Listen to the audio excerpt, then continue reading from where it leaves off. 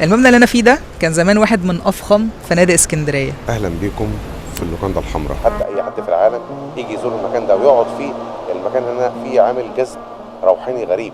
اقدم مكان في غرب اسكندريه، اللوكاندا الحمراء، اللوكاندا الملكيه، ملك الغرب والملوك المصريه. اخر الفيديو هخلي شات جي بي تي يتخيل لي المكان ده لو اتجدد هيبقى عامل ازاي. بعيدا عن شكله دلوقتي، بس انت متخيل ان المكان ده يوما ما كان مليان حياه؟ زمان اللوكاندا الحمراء كانت من ارقى فنادق اسكندريه، كان الطراز بتاعها بيجمع ما بين الطراز اليوناني والاسلامي، وكانت الواجهه المفضله للجاليات الاجنبيه. الانجليز، اليونانيين والايطاليين كانوا بيجوا هنا. بس الغريبه ان المكان ده ما ماتش تماما، بالعكس فضل نجم في السينما المصريه. فندق عمره اكتر من 200 سنه، وانا كان لي الشرف ان قابلت استاذ تامر واللي عرفني على تاريخ المكان وقد ايه المكان ده تراث وحاجه مهمه جدا لازم نحافظ عليها. استاذ تامر استضافنا احلى استضافه، واستنوا بقى تورز هنا في المكان ده عشان تيجوا تتفرجوا على جمال اسكندريه. متبني هنا الزيارات، ومتبني اي حد هنا بيزورني ومستضيف اي حد. منظر مريح نفسي.